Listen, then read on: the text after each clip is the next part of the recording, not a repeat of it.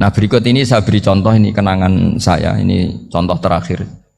Masalah jadi orang terkenal maupun tidak. Di sini dicontohkan Imam Ghazali di halaman 367 di kitab saya 367, juznya 3 di kitab Ihya Ulumuddin.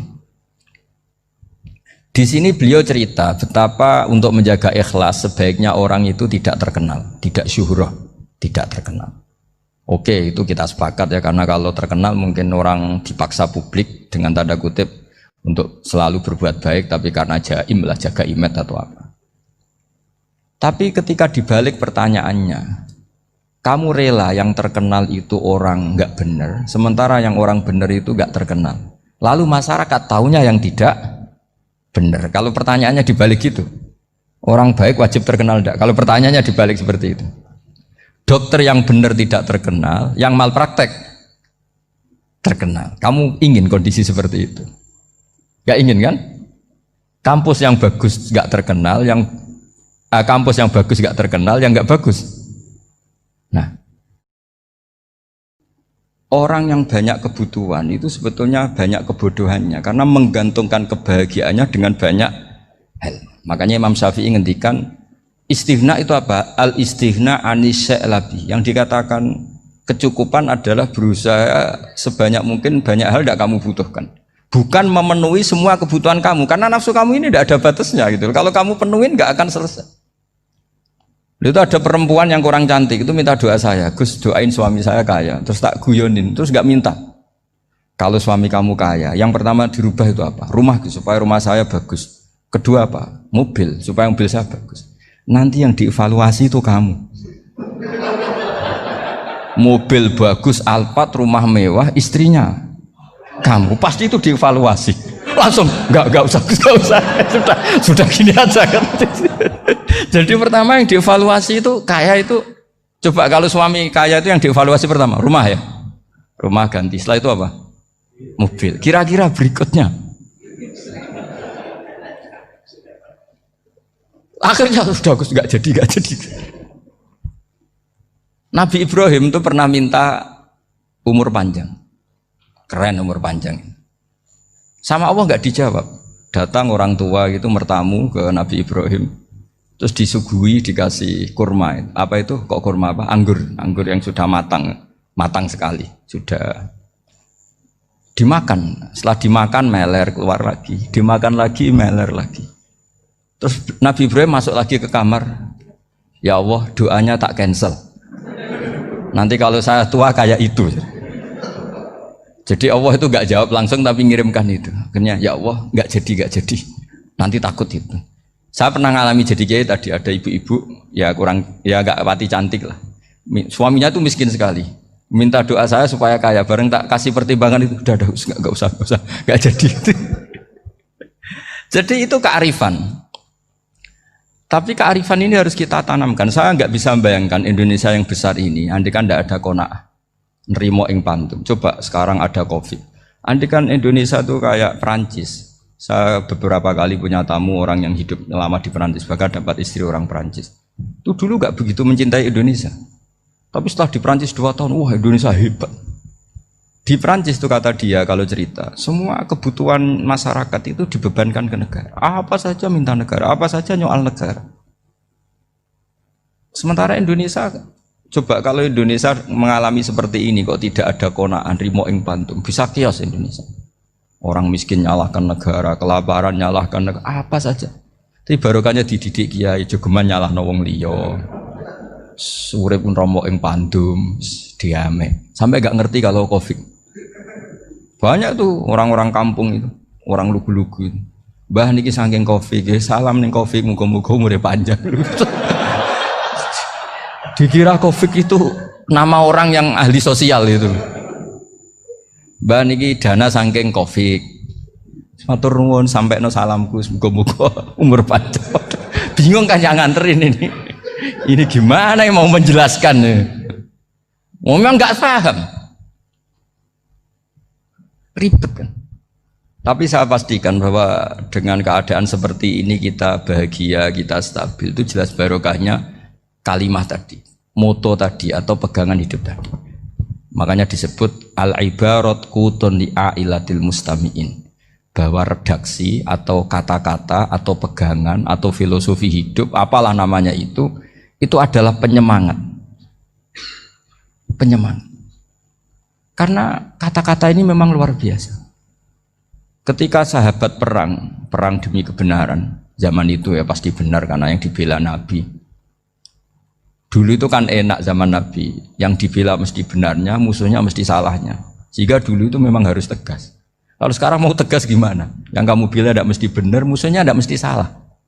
Ribet kan kalau misalnya saya tukaran sama Pak Rektor, kamu mau bela mana kan bingung.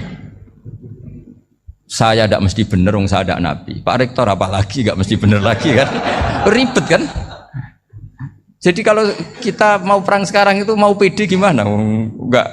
Makanya banyak ulama sekarang tuh mau tegas tuh nggak berani karena ya banyak hal yang abu-abu lah wilayahnya, misalnya pilihan presiden atau pilihan bupati, pilihan menteri. Kamu mati-matian bela itu, yang kamu bela tidak mesti benar, musuh kamu tidak mesti salah.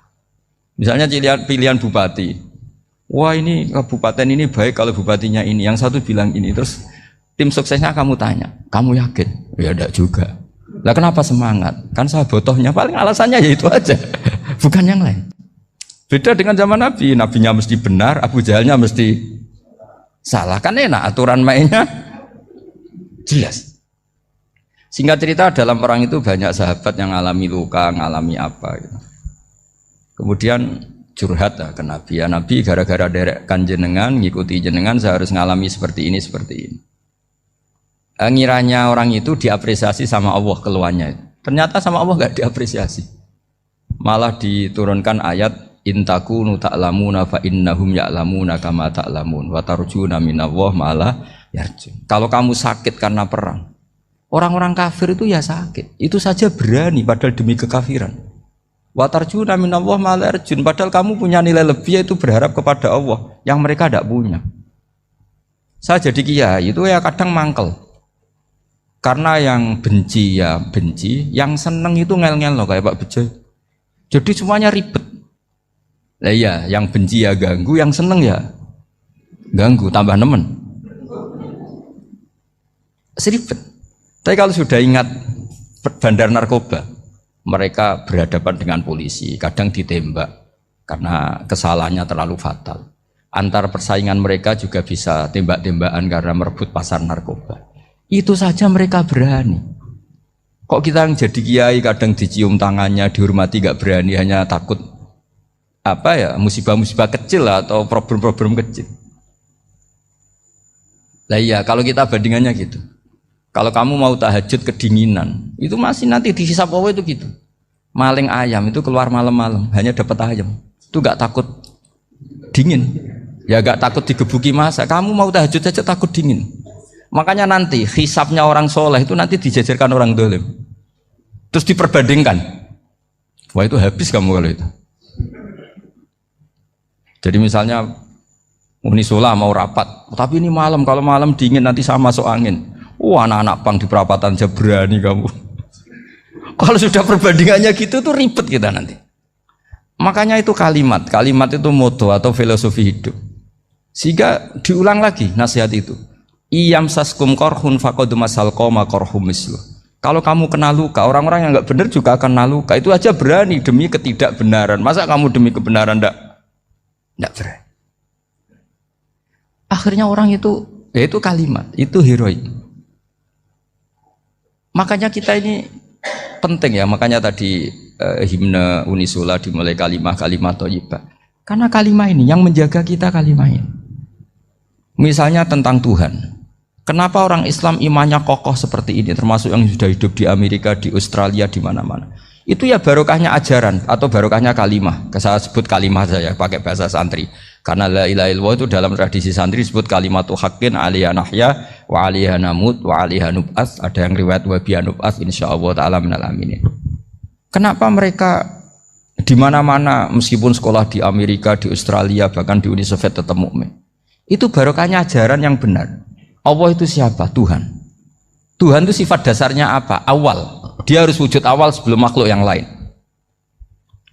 Sehingga ketika ada negara yang maju, yang tertib, manajemennya tertib, masyarakatnya makmur, tapi punya Tuhan yang tidak seperti itu, tidak awal, itu sudah gak nyaman. Karena ndaklah keren Tuhan saya, karena Tuhan saya itu al-awwal, zat yang pertama. Tuhan saya keren lah, zat yang gak mati. Tuhan yang gak mati, yang gak pernah mengalami kematian. Sehingga tontonan atau yang dilihat kenikmatan-kenikmatan yang lain ini tidak mengubah dia pendirian tentang Tuhan. Karena mantapnya satu kalimat tadi, bahwa Tuhan itu ya harus satu, harus awal, harus tidak mati, tidak rusak, tidak mengalami apa-apa yang membahayakan. Sehingga ketika ditawarin Tuhan yang lain, meskipun menjanjikan secara finansial atau kemakmuran, mereka gak tertarik. Itu coba, itu barokahnya makmur apa barokahnya ajaran? Barokahnya ajaran. Sering negara Islam itu kalah makmur dengan mereka, tapi barokahnya ajaran ini tetap apa? Tetap Islam. Makanya Nabi Ibrahim, Nabi yang sukses bikin wa ja'alaha kalimatam baqiyatan fi aqibi. Sehingga kita ini bekti sama orang tua misalnya, itu ya karena ajaran. Suwargamu itu karek wong tuamu, nak wong tuamu ridho Allah ridho, nak ora ridho Allah ora ridho. Ridho wa fi ridhol walidain wa sakhatu wa sukhtu wa fi sakhatil. Sehingga ketika ada orang tua yang agak brengsek gitu, anak-anak tetap hormat. Punya orang tua yang miskin, yang sudah miskin, tukang tombok nomor, banyak kan di kampung gitu, ya tetap hormat. Coba kalau dari awal kita ngajari orang tua kamu hormati ya, kalau baik, kalau tidak usah, bisa geger Indonesia. Tapi barokahnya ajaran-ajaran itu Indonesia tertib karena ada ajaran. Nah ini di sini pesantren dan Unisula semua harus berkontribusi membuat ajaran yang benar itu adalah ciri utama Islam. Sehingga Islam ini dimulai dengan ajaran kalimatu haqqin alaiha nahya wa alaiha namut. Sehingga kita tenang seperti ini. Saya ini termasuk kiai yang tenang. Meskipun kata orang banyak saya ini kiai besar, tapi termasuk kiai yang paling tenang. Termasuk yang paling tenang. Karena saya ini pakai mazhab orang-orang hebat. Saya berkali-kali cerita, orang kayak Imam Syafi'i itu orang yang luar biasa. Saya berkali-kali cerita, orang yang tadi nyium tangan kamu ya Imam Syafi'i, di belakang tuh ngerasani kamu, menghujat kamu. Jawabannya enak saja. Berarti saya alhamdulillah orang yang wibawa. Buktinya di depan saya nggak berani. Jadi enteng saja. Diceritain sebagian kampung, sebagian separuh dari warga kamu itu nggak suka kamu. Ya bagus lah nggak suka saya, nggak akan utang duit saya. Di mana-mana orang utang tuh karena teman dekat. Kalau nggak seneng pasti minimal nggak utang, nggak pinjam mobil, nggak pinjam apa. Berkah mana yang seneng sama yang gede? Jadi dianggap enteng saja. Semua yang dialamin dianggap enteng saja. Misalnya punya istri pemarah, ya baguslah marahin suami. Kalau marahin tonggo malah ribet. Jadi kamu harus terima kasih kalau dimarahin istri. Baguslah marahin saya mah, kalau marahin tonggo ribet. Jadi enteng saja. Tapi kita sekarang tuh karena nafsu ya, sehingga menghadapi hidup ini ribet. Ulama dulu kalau mau mati itu senengnya bukan main. Sudah lama saya ini ingin gak maksiat. Kayaknya gak maksiat paling efektif itu mati. Ya tidak apa-apa Gusti, kalau sebaiknya mati ya mati aja. Enteng saja. Jadi melihat kematian itu akhir dari segala keburukan atau potensi keburukan. Apapun baik kita sekarang, suatu saat mungkin kita nggak baik. Yang bisa menghentikan ketidakbaikan atau potensi ketidakbaikan itu apa coba? Mati kan? Berarti mati itu mengerikan apa menyenangkan? Mesti kamu tidak berani menjawab. Meskipun secara ilmu kamu berani, tapi secara rasa nggak berani kan? Saya ulang lagi ya, yang bisa menghentikan keburukan atau potensi keburukan itu apa coba? Apa? Kematian. Berarti kematian itu menyenangkan atau menyusahkan? Apapun kamu tidak berani jawab karena kamu agak-agak duniawi itu kelihatannya. Tapi secara ilmu, kamu tahu kan kalau mati itu tidak buruk-buruk banget. Karena apa? Itu akhir dari segala keburukan. Sehingga Nabi ngajarkan kalimat itu begitu luar biasa. Allahumma ahyini maka natil hayatu khairan li wa tawaffani maka natil wafatu khairan li. Nabi melihat dunia itu begitu indah. Ya Allah, kalau saya ini hidup, anggap saja hidup ini ziyadatan li fi kulli khairin, menjadi modal saya menambah segala kebaikan. Jika suatu saat saya mati, anggap mawon rohatan li min kulli syarrin, itu akhir dari segala keburukan saya. Sehingga mati hidup ya baik karena di situ kita bisa berkontribusi beramal soleh, mati juga baik karena mengakhiri segala keburukan. Nabi nate ngendikan lagi, ajaban li amril mu'mini inna amrahu kullahu khair. Orang mukmin itu mengagumkan, semuanya baik. In asobathu na'ma syakara fakana khairan lah. Kalau baru dapat nikmat dia syukur, maka itu baik. Wa in asobatu dharra sabara. Kalau dapat masalah mereka sabar, itu juga baik. Sehingga orang mukmin dua sisinya pasti baik. Itu juga kalimat, maksudnya moto atau pegangan hidup. Nah berikut ini saya beri contoh, ini kenangan saya, ini contoh terakhir. Masalah jadi orang terkenal maupun tidak. Di sini dicontohkan Imam Ghazali di halaman 367 di kitab saya 367, juznya 3 di kitab Ihya Ulumuddin. Di sini beliau cerita betapa untuk menjaga ikhlas sebaiknya orang itu tidak terkenal, tidak syuhrah, tidak terkenal. Oke, itu kita sepakat ya, karena kalau terkenal mungkin orang dipaksa publik dengan tanda kutip untuk selalu berbuat baik, tapi karena jaim lah, jaga image atau apa. Tapi ketika dibalik pertanyaannya, kamu rela yang terkenal itu orang nggak benar, sementara yang orang benar itu nggak terkenal. Lalu masyarakat taunya yang tidak benar. Kalau pertanyaannya dibalik gitu, orang baik wajib terkenal enggak? Kalau pertanyaannya dibalik seperti itu. Dokter yang benar tidak terkenal, yang malpraktek terkenal. Kamu ingin kondisi seperti itu? Gak ingin kan?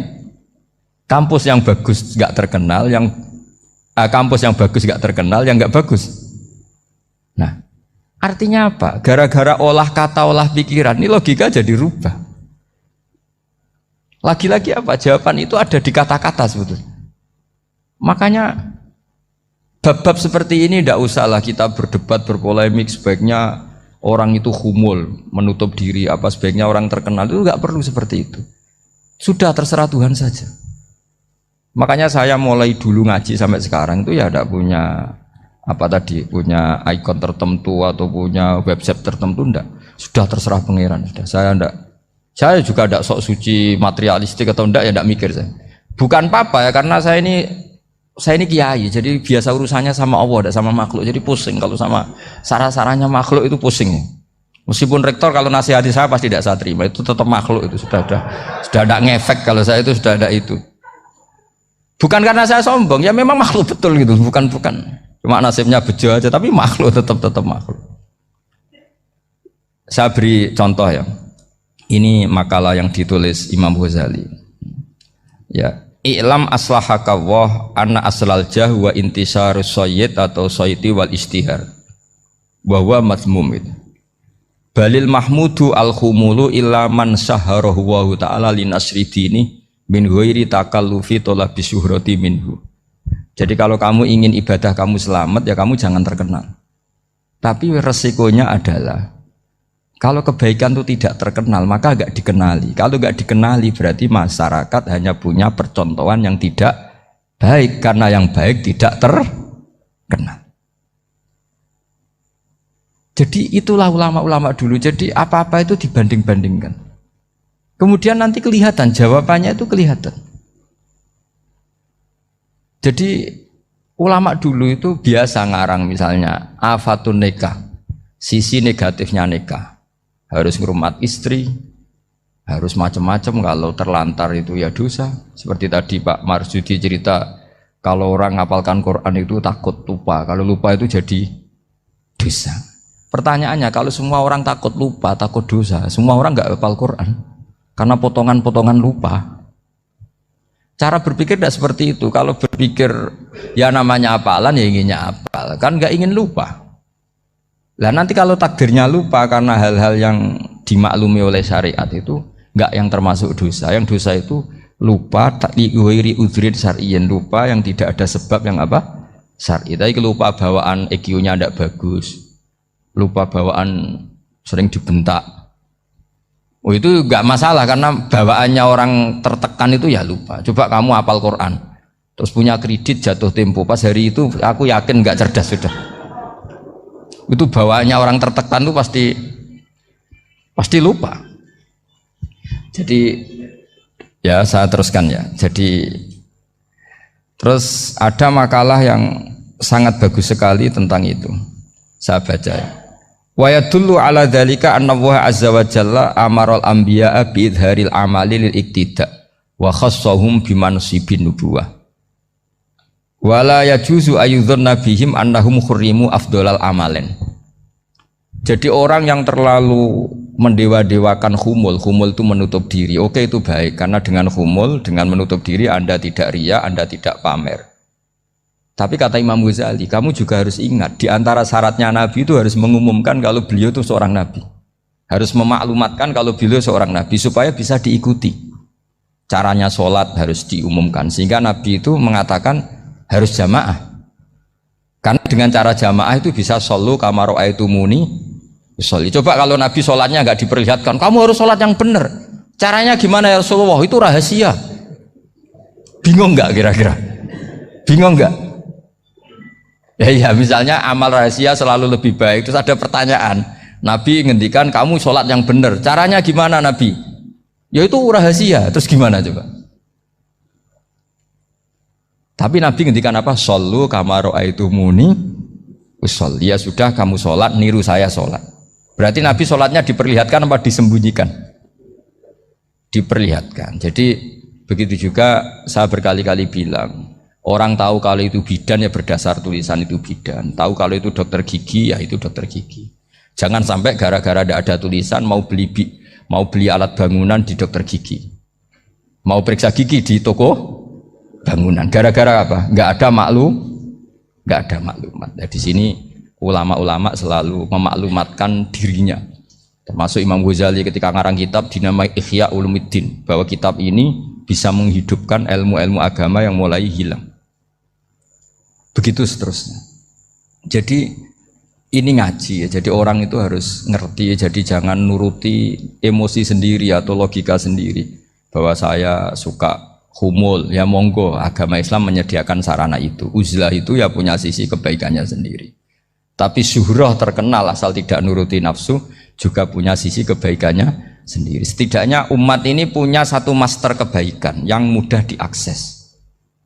Tapi tadi saya ulang lagi, jangan karena hadun nafsi, jangan karena kepentingan pribadi. Makanya di sini disebutkan wa yadullu ala dzalika ay ala syuhrah anna Allah taala amarul anbiya bi idzharil amal lil iktida. Allah selalu memerintahkan para nabi kalau ngamal kebaikan ya harus dimunculkan supaya bisa ditiru. Yaitu tadi kita tidak bisa bayangkan kan kalau misalnya Nabi menyuruh kamu harus sholat yang benar, kemudian sholatnya Nabi sembunyi. Lalu ditanya, Nabi saya niru siapa? Wah itu rahasia, kamu nggak boleh lihat sholat saya takut tidak ikhlas. Ribet kan? Sehingga jamaah itu statusnya tetap harus. Nah bedanya harus ini ulama berpendapat harus yang apa? Fardu kifayah. Tapi fardu itu maknanya harus. Tapi bukan berarti kalau nggak jamaah sholatnya nggak sah, nggak. Tapi statusnya jamaah tetap apa? Harus. Nah barokahnya harus ini orang yang baru sholatnya langsung benar karena ada yang diikutin. Coba kalau mantan dukun baru sholat terus sholat sendiri, itu mesti mirip mantra ya. Karena dia tidak ada master percontohannya. Tapi barokahnya ada master, orang paling bodoh pun kalau sholat ya benar karena standar ada komandonya, ada imamnya. Sehingga Imam Ahmad malah berpikir keras, syarat sahnya sholat itu harus jamaah. Cara pikirannya Imam Ahmad keras sekali beliau. Jika kalau orang sholat sendiri kok ada orang lain yang maunya berjamaah harus bayar, orang itu harus bayar demi sahnya sholat. Itu madzhabnya Imam Ahmad. Tapi kalau madzhab Syafi'i hanya mengatakan itu fardu kifayah, yang kalau satu komunitas gak mau melakukan semuanya apa? Dosa.